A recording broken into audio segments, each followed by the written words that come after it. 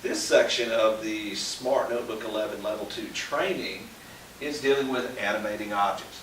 Objects are anything that you put on the page. You can make them move side to side, and I'm going to show you how to do that today. First thing you need to do, choose the object that you want to animate. I've got my marquee around that object. I'm going to go to the Properties tab and choose that. On the Properties tab, you will see a section called Object Animation. I'm going to choose Object Animation. You get a lot of types of animation that you can choose. By default, it's going to be set to none. But if I were to choose Fly In, it's going to give me a preview of any animation I choose. And as you choose an animation, you get more options to deal with. This one's flying in by the left. I can choose fly in by the right, and so on. I can choose the speed. I can also choose when this is actually going to happen. Do I want it to happen when I press the object? Do I want to have it when I enter the page? So if I chose when the page is entered, just to show you that very quickly, I'm going to go back a page. Now I'm going to come in, and here's my object that shows up on the page. Otherwise, I would have to touch it and choose that. So let me choose my object again. Choose my little marquee. See, the object properties will show up here.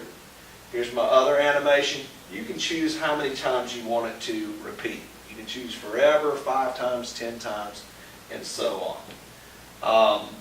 One other interesting thing that shows up on the Properties tab is if I go to Fill Effects, you have something called Object Transparency.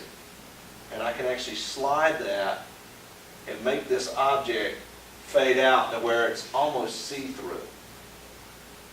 And then if I'm going to place that object over some text, you can easily read the text on top of that object. So that's in addition to the various different types of animation that you have. And I did want to show you creative use of animation. Let me move to the next page here. Here's an example of something where little kids might count blocks in this rectangle down here. We've set the animation on the top block to be on touch. When I touch it, it's going to rotate about an axis, the right axis. So if I want to count blocks, there's 1, 2, 3, 4, 5. So that's a simple example of how you can use animation in your Smart Notebook lessons to really make them a little bit more interactive, a little more entertaining as you go through your lessons. This concludes the Smart Notebook Level 2 training on object animation.